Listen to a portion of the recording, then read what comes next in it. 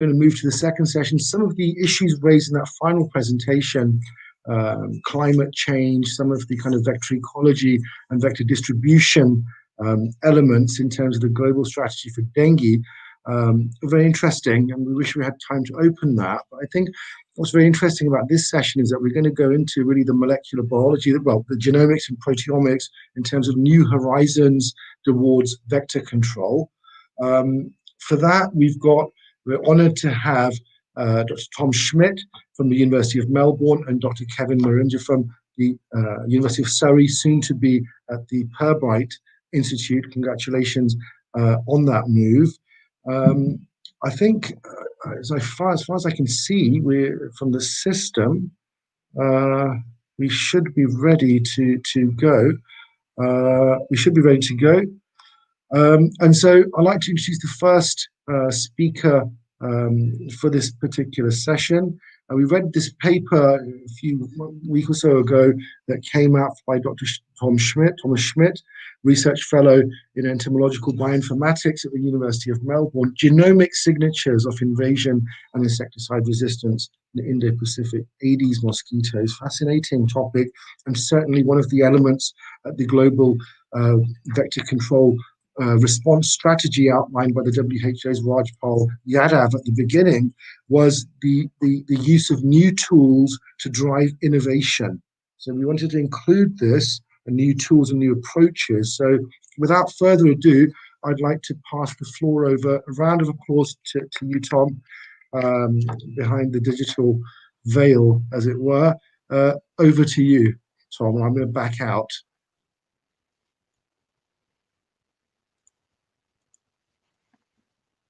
Okay, hello everybody. I hope that you can see my screen. Now, I'm going to be talking about a few recent developments that we've been working on at our group in the field of invasion genomics. And really what I want to show from this talk is the broad range of different questions that relate to mosquito control that can be investigated with genomic data sets. So to introduce kind of our data set, this is a map I made here of, we have the Indo-Pacific region. Now this region here is basically the Indian Ocean, half of the Pacific, and then the coastal territories here. This is where 70% of dengue occurs. Now, basically, dengue is spread by, there's the two main mosquitoes that spread it, Aedes aegypti and Aedes albopictus. They're basically responsible for all of this. They're also extremely invasive, and they've managed to make their way, invade or establish global invasions, really. So this figure here, you can see these squares, each of these squares, this isn't a distribution model, this is just showing where we have mosquitoes sampled and we have DNA data from these mosquitoes. Now we will also see in this figure are these white lines. Now these white lines show each white line is a single boat journey in 12 months. So there's 800,000 ship journeys throughout this region. And what you can see is this region is extremely well connected. We've got this, no matter how isolated some place might be, say over on the right-hand side in the red, you can see Kiribati, there's still plenty of ship traffic. And this is important because Aedes mosquitoes, while they're very small, they're not particularly avid flyers, they can travel enormous distances very quickly by hitching a ride on human transport. So they travel on planes, they travel on boats, and they travel on any vehicle, and they get around very quickly. So anyway, we have this genomic data set from all across this region. What are the sort of questions we can ask? Well, we can start by just looking at what's there, and that's useful because this region hasn't been well studied. The Indo-Pacific really is, this is where most of the dengue is. This is the home range of Aedes albopictus, but there's not actually that much information on it and not much genomic information on it. But we can see there's some comparisons here. We've got, so on the left-hand side, we have, this is a discriminant analysis of principal components. We can compare the two species, let's say. And what you can see here, if we look at the different colors are showing genetic similarity. Aedes aegypti is really, the genetic similarity is really spatially bound. You can see that you've got the purple here, you've got the cream in the middle around Australia, and then the Pacific Islands. It's very much, locations that are nearby tend to be genetically similar. Now, if you look at Aedes albopictus, it looks like much more of a mess. You've got these populations far away from each other that are very similar, and then you've got Indonesia is completely different, and then there's this strange ancient lineage, it seems, in Sri Lanka. I won't talk more about these outliers at the moment, but it's important to just say this because this is just a visualization of what's out there, and this is highlighting some new areas we can look into. So on the right-hand side, what we've got here is basically we're looking at a bit more closely at it. This is called a sparse non-negative matrix factorization, but it's similar to a structure plot, or if you're familiar with those. But basically, what we're seeing here is, again, it's colors based on genetic similarity. What we can see with Aedes aegypti is generally, if you the places that are near to each other are similar, and then as soon as you get a little bit further away, they're different. Aedes albopictus, it's not that way. So you can see, for instance, here we have these two populations down the bottom. We've got Mauritius in orange, is really completely. It's really similar to populations in East Asia, like Japan and China, which is really strong indication that Mauritius has been recently invaded. Aedes albopictus has recently invaded Mauritius from somewhere in East Asia. We can see the same with Fiji down here. Sorry. The same with Fiji in purple is very genetically similar to Southeast Asia, and it seems Fiji is likely to have been invaded sometime in the late 80s, likely from Malaysia. So we've got this general overall pattern. How do we use this to inform mosquito control? Well, one of the things we've been doing in Australia is trying to work out where mosquito incursions are coming from. So we have traps set up all around Australia at airports and seaports, and they're constantly collecting Aedes mosquitoes. So this is Aedes aegypti and Aedes albopictus, and the idea is that we can then sequence them and get that genomic information and then match that genotype to this whole sea of reference genotypes we've got from across the Indo-Pacific to try and work out where's the most likely place they're coming from. It's like genetic fingerprinting for mosquitoes. And what's interesting is this map shows that they're coming from completely different locations. This was a surprise. So Aedes aegypti, we looked at that last year. We've just published this Aedes albopictus paper. Basically, Aedes aegypti is coming from overwhelmingly from Bali, but then also from Kuala Lumpur and then from Bangkok. These are all really popular locations for Australians to go on holiday, and then they bring the Aedes aegypti back in their luggage. Now, if you look at Aedes albopictus, it's none of those locations. You've got Singapore, China, Taiwan, Japan. These are all places that Australia has strong trade links with. So it's not just that they're coming from different locations. They're actually also coming on different vessel types. So Aedes aegypti is overwhelmingly coming on planes and not very much coming on boats. And then it's the other way around for Aedes albopictus. And I'll just float a couple of reasons for why this might be. Aedes albopictus is able to undergo diapause. So diapause is like a kind of suspended development where, and during the suspended development, the Aedes albopictus is more resistant to desiccation, it's more resistant to cold, it's more resistant to heat. Aedes aegypti cannot undergo diapause. So that difference might account for the fact that Aedes albopictus might be able to survive longer on a long ship journey without dying. So they might both be getting on the ship to Australia, but only Aedes albopictus is showing up alive. In a similar way, Aedes aegypti is basically where we're looking at these airports. Well, Aedes aegypti, one thing we know about it is that every single Aedes aegypti that is collected coming into an Australian airport has resistance mutations. Every single one of these 118 has some set of mutations in its DNA that confer resistance to pyrethroid insecticides. Why this is important is every single plane that comes into Australia gets sprayed with pyrethroids. Every single plane, this is called disinsection. Now, it might be killing some Aedes aegypti, we don't know, but we're finding loads of them still coming through that are all resistant. So what might be happening is that Aedes albopictus might not be as resistant to pyrethroids, or at least from these areas.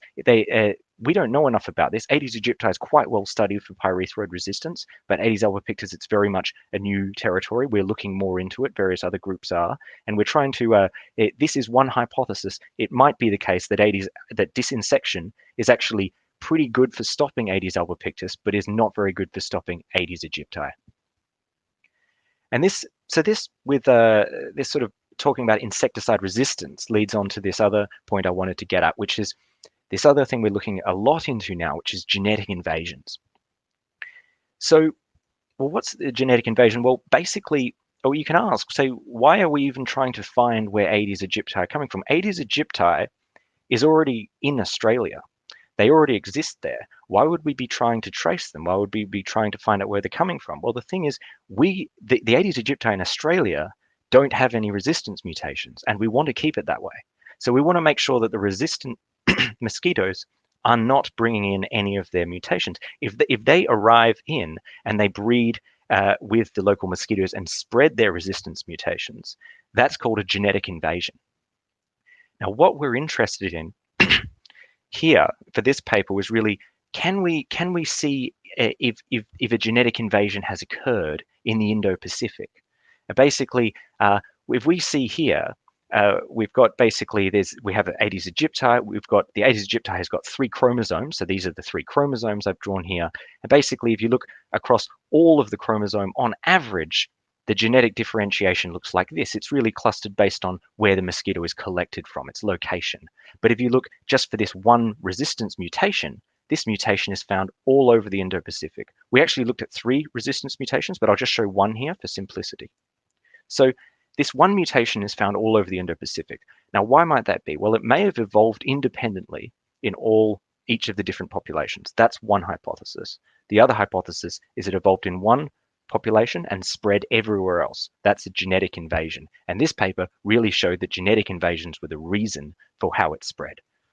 So I'll show you how we managed to prove that. And this is something that genetic invasions, I think, are very important. This is something that happens after the invasion has happened. And then it's sort of this second wave of problems created when resistance starts sweeping through all these different invasive populations. So what we did to investigate this was we used the genome-wide data to try and look for where on the genome is the genetic structure a little bit different. We know what it looks like on average, but are there particular nucleotides that are structured differently? And basically what we can see here, this is looking across all the chromosomes. Now, all the nucleotides, this big block of nucleotides, about 15 million bases long, around this mutation, so not the mutation, but just the nucleotides next to the mutation, they had genetic structure that was really similar to the resistance mutation and not similar to the structure around the rest of the genome. Now, if you imagine a genetic invasion, what's happening is this mutation is entering the population. But it's not just the mutation, it's a big chunk of DNA is being transferred. That's how inheritance works. It's not just one thing, it's a whole block of DNA is being moved along or inherited down generations. So what we found here is these SNPs here is this one giant block of DNA that all has the same structure. So basically all of the mosquitoes with the same resistance mutation have the same DNA or very similar DNA in a block around that resistance mutation. Another way of showing it here is looking at, so at the top level, this is basically the genetic structure genome-wide. We can see it's when you color them based on, these are individual mosquitoes, once you color them based on where they're from, it makes a lot more sense looking at the genome-wide data. But if you look at just genetic information around the VSSC gene region, or so just around the region where the mutation is, you can see that all these mosquitoes, their genetic structure is really similar to what their resistance level is, and it really doesn't matter where you collected them from. So here it's a really clear sign of genetic invasion. We want to follow up more genetic invasion work now, because now we actually have the tools that we can investigate questions like this. I'd just like to acknowledge all of these people in alphabetical order, and thank you.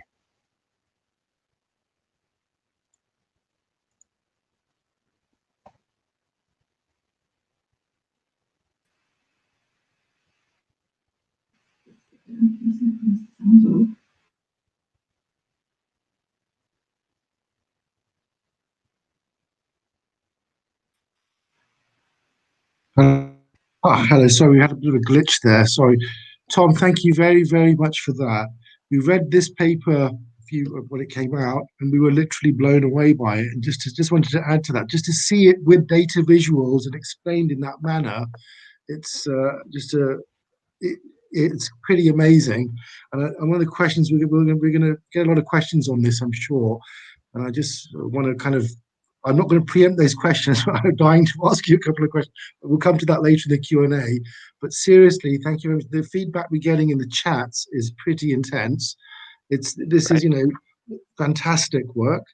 And we wonder how this can be scaled up, basically, across countries. We've got various ministries of health watching as well.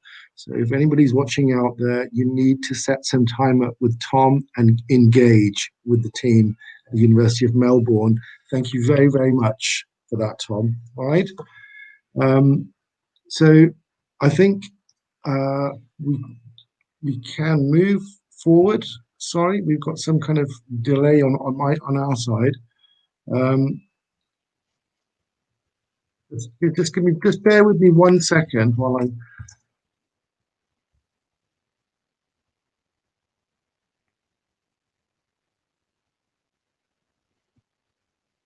Yeah. So I think we can move. Sorry about that, Tom. Thank you very much. And so you've got me now on the screen again. I think we're going to move directly to Dr. Kevin Maringer from the University of Surrey, and as I said earlier, soon to be at the Pirbright Institute. Before we start, I'd just like to say we are very honoured and delighted at the same time to welcome Kevin as the newest member of our dengue advisory group. We've had a dengue member, a DAG member, Soumya Iqtidar, speaking earlier in the earlier session. We've got other DAG members actually in attendance as well. Professor Lulu Bravo from the Philippines as an example. We've got quite a few people in that network switched on. So a round of applause for making time for this, Kevin. I know you've just come back from holiday as well and looking very good for it, I must say. And I think we're going to pass on. I mean, we were blown away by the previous speaker, Thomas's paper, and it felt very good to include that in terms of this, one of the fundamentals of the global vector control response strategy, i.e. how, innovative tools and how to then scale them up. I think that question is going to come into it. So the Genomics Illustrated paper, amazing. What's really interesting is now looking at the virus-vector interaction, and I think that is going to shed a lot of light into how these things are coming together. And I think using a proteomics approach is another kind of very interesting tool set to use. So without further ado, I think I'll pass over to Kevin. A round of applause for you, Kevin. And I keep forgetting to smile. I keep getting prompted to smile. So I'm smiling. I'm genuinely happy that you're here. So over to you. Over to you. Well, thank you, Kamran, for the warm introduction and also indeed the invitation to speak at this wonderful conference today. So as Kamran said, I'm soon to move to the Pirbright Institute, just southwest of London. But at the moment, I'll be talking about our work that we've been doing at the University of Surrey, which is very close by. So my research in my lab is very interested in how arboviruses interact with their vectors, and indeed primarily how dengue virus interacts with its major vector, Aedes aegypti. And so, of course, thank you as well, Kamran, for inviting me to the dengue advisory group. So in my lab, we are very interested in these molecular virus interactions. And so we use molecular and biochemical tools to study the interactions between the dengue and its vector Aedes aegypti to understand whether there might be new ways of modifying vectors to make them resistant to transmission of disease. But today I want to talk about another aspect of our work, which is using proteomics to study vector biology and to also study these arbovirus-vector interactions on a much more global scale, looking at all the proteins in the cell.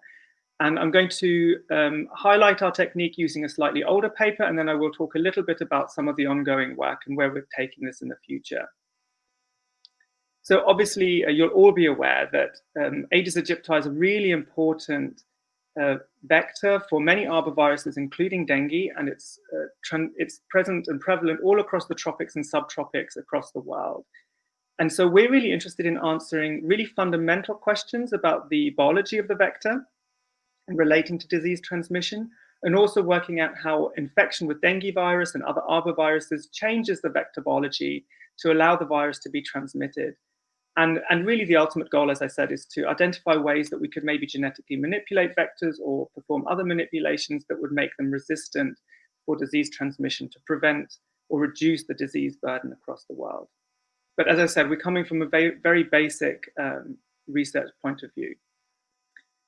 So I want to a little bit introduce sort of different proteomics workflows. I won't go into too many technical details, but I am later in the chat and beyond that, of course, very happy to go into more details for those of you interested.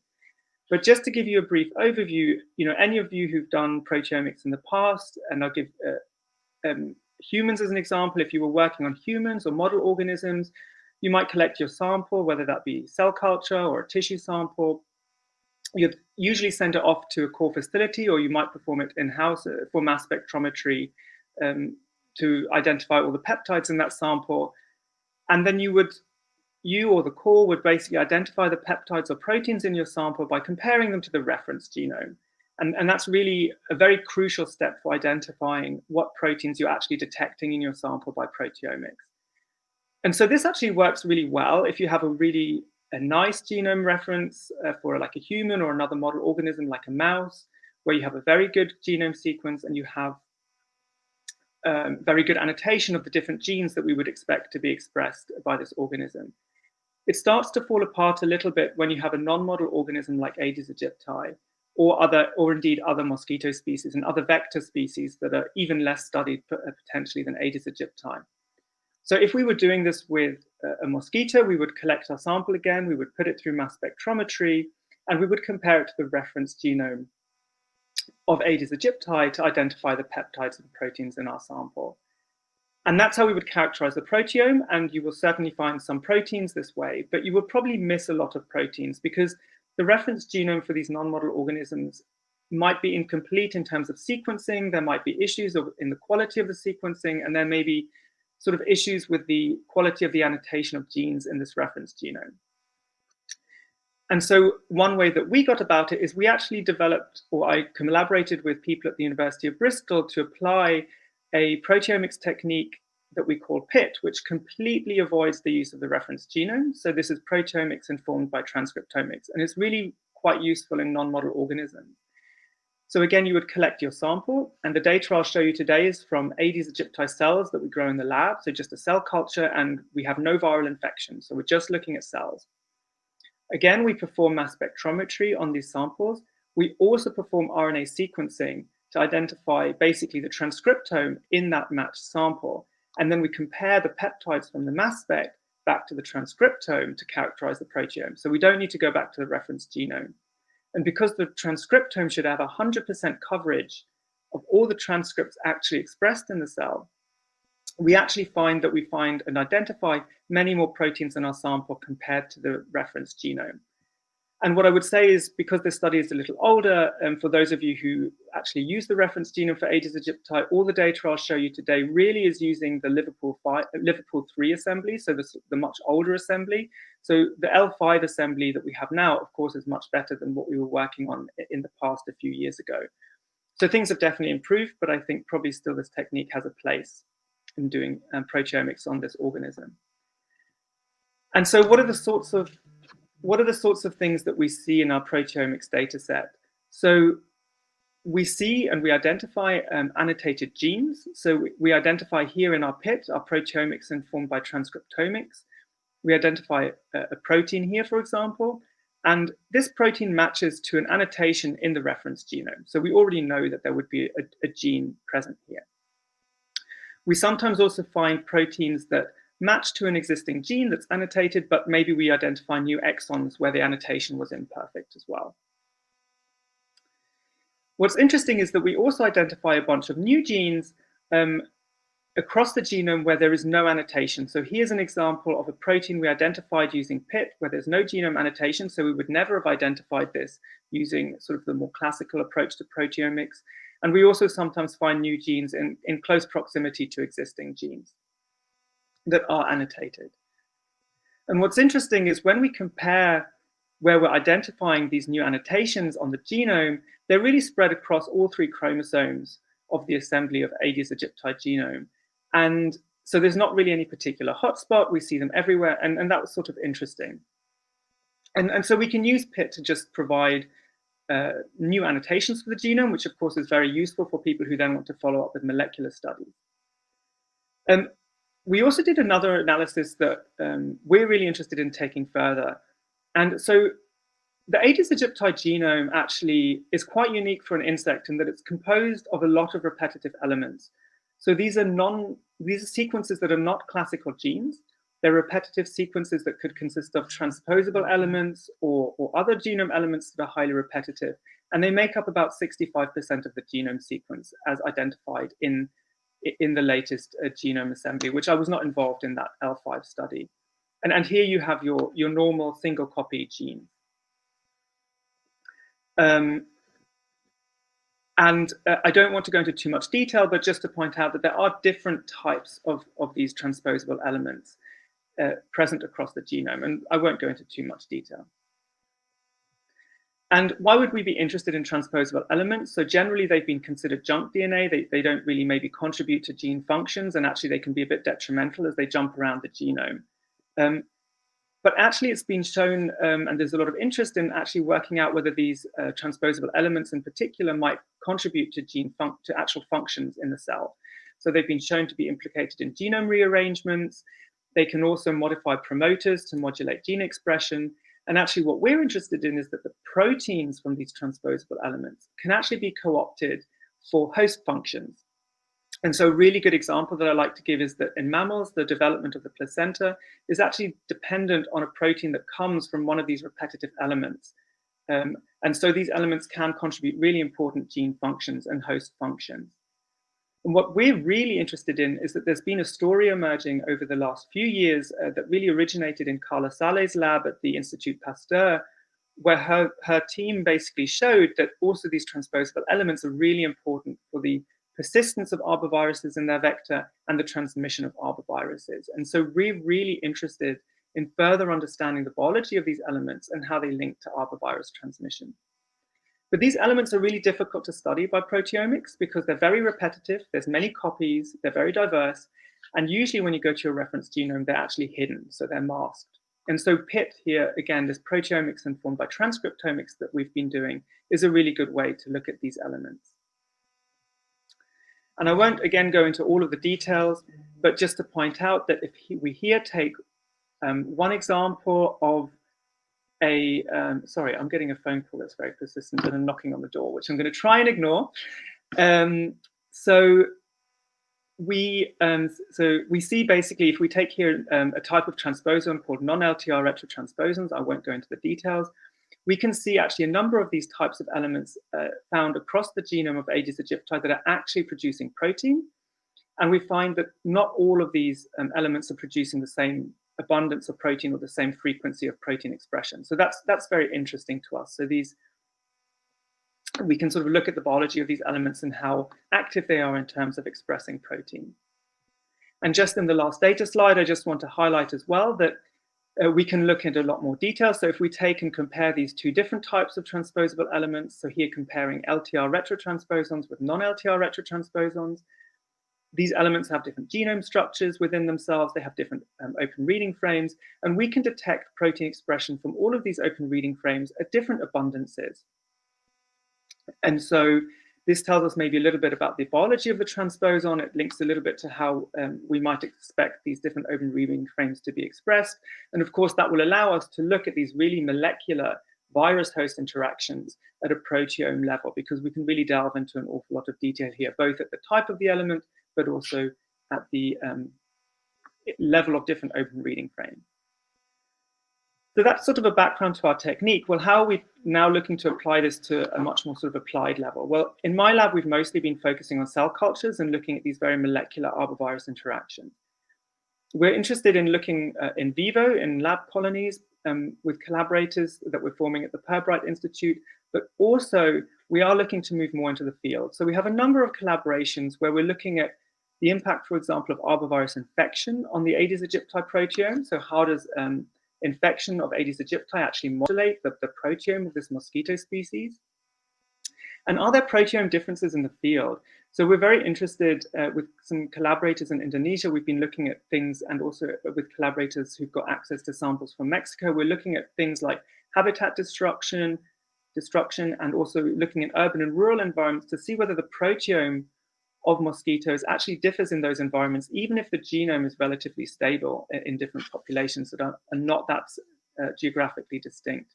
So we don't have any data to share right now, but we're very interested to see what differences might be occurring in nature, and also how they might contribute to arbovirus transmission.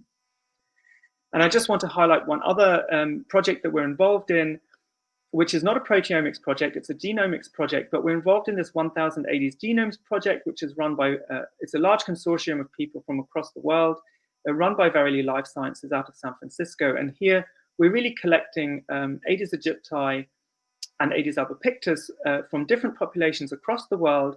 And similarly to what Tom just described in his earlier talk, looking at how populations differ across the world, and to learn a little bit more about the genetics of this species. And so we're really working with collaborators in Indonesia on that aspect of the project. And I just want to finish by thanking all the members of my lab, our funders, and just to highlight that the proteomics that we're doing is very much in collaboration with Dr. Andrew Davidson and Dr. David Matthews at the University of Bristol. And our collaborators that we're working in the field with are, Dr. Israel Wahid at the University of Hasanuddin in Indonesia, and Dr. Sandra Junglin at the Charité University Hospital in Berlin for the field isolates, and of course this 1000 Genomes project. So thank you all for listening, and obviously I'm very happy to take questions from you. And I'm going to try and stop sharing my screen. Okay, so thank you very much, Kevin, for that. Amazing to see this PIT technology, as you've explained that.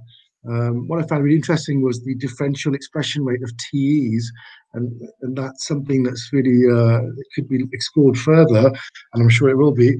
And what I found really encouraging, really, and we felt that from your work before we contacted you, really was this highly collaborative nature of work.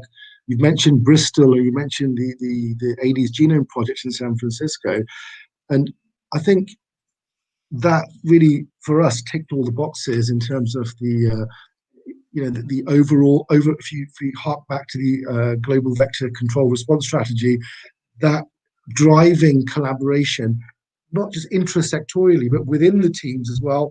Fascinating, absolutely fascinating that you're ticking all those boxes. I think we're going to bring Tom back, if that's okay. Tom, thanks. You're probably hating us now because it's probably gone about 3 a.m. in Melbourne. But I mean, I had one question. It's 11:24. The session will kind of auto cut at about 11:40. The whole thing will be instantly replayed on the channel for the talk, so people can dip in and out of that. What I wanted to ask you was actually this. So there's a parallel that I see. So in the COVID world that we're in, so just step out of this for a second, you've seen the coming together of various platforms, various technologies out there under the auspices of CEPI, as an example, the Centre of Emergency Preparedness at the Wellcome Trust.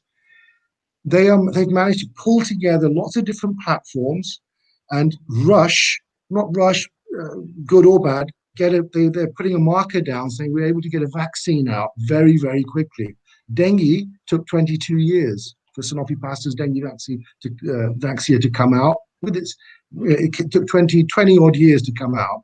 They're saying they can speed up things by bringing platforms together for a vaccine for the SARS-CoV. What I wanted to ask you is a parallel there with these tool sets, and the parallel for us is, and this is the question, here's the question, how do we move from disparate tools? I mean, they're an absolutely amazing couple of presentations, if I'm honest with you. How do you bring that together, scale up with an optic towards inputting into disease surveillance, better outbreak management, better even prediction of the movement, the vector ecology, vector distribution? What do we need to do? Is it socioeconomic case building? What is it that we need to do? I'd love to get your opinion on that. I'll ask Tom it's a big first. question. Yeah, it's a big question. I mean, my whole experience in all of the different technologies is honestly somewhat limited in terms of what the availability is out there, and obviously the field moves very quickly. Yeah. I mean, is it Yeah. obviously funding is going to be an issue. That's always going to be an issue. But the point is that we need better disease surveillance, enhanced disease surveillance. We need better tracking of how the mosquito is distributing. We've mentioned aegypti there, albopictus earlier. And some of the work that you're doing is obviously informing that, and that could go all the way to policy level. What do we need to do? What's the trigger to pull to bring people together? It's being done in the vaccine world. What do we need to do in this vector control setting? I'll put that to Kevin. It is a big question. I'll put it to you. It is a big question, yeah. So I think one thing that is really important is actually just getting people together, which I guess, there's like a really important place for organizations like ISNTD to bring people together, because I think sometimes the researchers who are maybe at the forefront of using some of these technologies might not actually be in touch with people on the ground who really know what's going on the ground. Because I think it's quite hard, say, for example, if I'm in my lab in Surrey, or I used to work in America, I don't really always have the best understanding of what actually questions are that people want to ask in the field. So I've always found it very useful to interact with people in the field. And this sort of ISNTD is very useful in these sorts of organizations. But I guess with bringing different platforms together, I always think that it's important to have a discussion about which platforms are maybe the most useful in, say, an outbreak setting, because there is a role maybe for different types of techniques, but they may answer really different questions, and they have different costs and different accessibility. And I think it's important to make these technologies accessible, to people as well, obviously in the countries most effective, and not sort of just be sending samples around to London or San Francisco, but really empowering people on the ground. And I think that's something that funders need to, I guess, provide funding to bring people together, but also to help train. So we've done a bunch of training in Indonesia with sort of PhD students and local researchers, but also people in the Ministry of Health there through my collaborators at UNHAS, in some of these sort of really basic bioinformatics techniques. But I think that could really be expanded based on what actually people on the ground say that they need. That's very interesting. Bridging the knowledge gap, so knowledge transfer as opposed to just standard tech transfer. Yeah, absolutely. I would agree with that as well, in terms of what one thing that I've been involved with our group is been with Wolbachia technologies, and that's with very much we're currently involved with that in various places throughout the Indo-Pacific, and having the opportunity to go somewhere and not just sort of solve a problem, but obviously train everyone there so that they're able to then basically start. It becomes a self-operating exercise, and basically spreading those ideas from place to place. And it's been really successful so far, I think. I mean, I think we're lucky enough to have the SDG framework. People forget that we've actually got the Sustainable Development Goals. And I wonder if there's an inherent gravitas of the healthcare SDG becoming the endpoint measure for different kind of SDGs. So, one you mentioned in your last few slides, Kevin, in terms of the climate, urbanization, they're obviously within different SDGs. So those kind of interventions may benefit from using these tools and a different endpoint, this type of endpoint measure, or this invasive, the genomic signature as an endpoint measure. Maybe that's the kind of collaboration that needs to happen. I mean, I don't know. Are you guys open to that kind of thing? Or are you still really going for the molecular biology, Well, I mean, I've been involved in some, at least, applications for funding where we're trying to move a bit away from that. So yeah, I'm definitely really open to that with the right collaborators, for sure. I think the SDGs are always very interesting, right? Because we have, I can't remember how many there are, 20 or something. There's a lot of different SDGs, and Yeah. You know, actually, it's sort of interesting how they fit together, and actually, yeah, as you say, I think it's quite interesting that health might be a really interesting output of some of these SDGs. But yeah, certainly bringing things together would be very interesting. Absolutely. Certainly, in terms of the types of data, generally speaking, it seems certain research groups focus on generating data of a particular type because that's what they're very good at. I know that we have certain things that we have a lot of data of certain types and then none of other types, and being able to sort of collaboratively investigate questions using multiple just different types of molecular data, for instance, could be very, very useful. And obviously, this sort of stuff now, I think, is really going to be accelerating, or the opportunities are accelerating with the development of better reference genomes. Because now with Aedes aegypti, it's arguable that it can be seen as a model organism with the kind of the opportunities to basically look all across the genome and just locate where everything is. And so the questions there, it's really changing very, very quickly. A positive role for Aedes aegypti. First, oh wow, so perhaps a lingua franca that needs to be developed, a common language between the various groups, so they can actually share things, not just within the genomes of proteome, but beyond that, to bring groups together. I mean, it's fascinating. I think it's a fascinating time to be alive. You get a lot of convergence happening, and I think this needs to be part of the progressive movement within science. You mentioned the funding. The global South needs to have its voice. This whole open source publishing drive that's happening is certainly going to catalyze that. We certainly try to have that. We've been going for 8 years. We try to have that kind of. There's only 2 of us in the ISNTD, so there's Maringer and myself. That's it, and we're just trying to pull that kind of collegiate feel together in all of this. I'm being told in no mean terms, you can't see what's happening on this side of the screen, that there are questions that are coming through, and certainly there are. So I'm going to, if it's okay with you, I'm just going to ask some of the questions that some of our attendees are very kindly put in. When I say attendees, we've got people ranging from Yaoundé in Cameroon, Brazil, Fiocruz, Accra, Ghana, Pakistan, India, Bangladesh, Indonesia. So where do we start? So here we go. So I'm just going to quickly scroll down. Okay, 1 second. Indeed, I'm just going to quickly come to that. So, okay. So a question from Ari.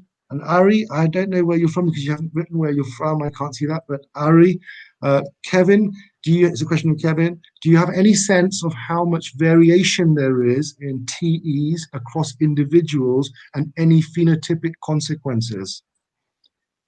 Yeah, I mean, that's a really interesting question. So no is the short answer. There's certainly a lot of variation, right? And people, and actually possibly Tom might be able to answer this better because he's looked more at the different genome sequences. But I think, I mean, people do use TEs to type populations. So that's one thing that we'll be looking at in the 1000 Aedes Genomes project. And on top of those genome differences, we're also interested whether there's even another layer of diversity in terms of the activity under different conditions. But I don't know, maybe Tom has more information because I've not spent that much time looking at lots of different genomes to look at the TEs because I've just mostly used the reference genome so far.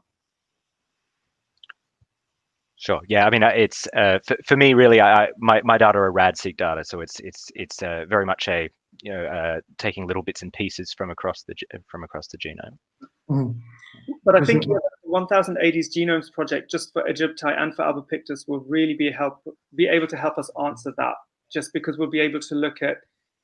So we've contributed aegypti from a number of different sites across Sulawesi, and then that can be compared, for example, to other sites in Africa or the Asia-Pacific, or so that'll really tell us the answer, hopefully.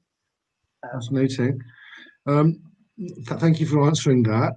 There's just a comment by Dr. Armin Validun of the WHO that in terms of this funding issue, many new innovators are being supported by the Vector Control Advisory Group of the WHO. That might be something to bear in mind.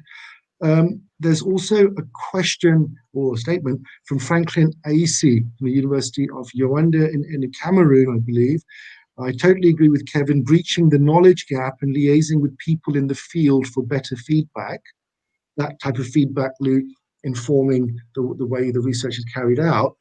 You mentioned a outreach program in terms of this education, and I put that to both of you, actually, Tom, as well. What are the plans to develop that? Your data, Aristotle said it, nature has a language, and that language is maths.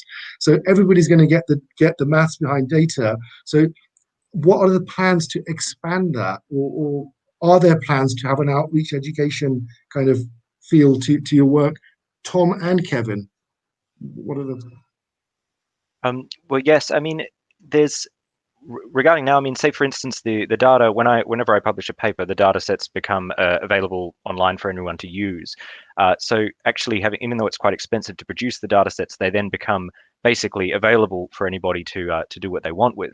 I think what comes down to what people really need is the bioinformatics training. I think Kevin mentioned that before as well. That's actually kind of that's a very large amount of work, and it's really difficult when you're actually looking. You have to analyze data sets you can't even look at because they're too large and only a computer can look at it and sort of report back to you on what it might look like.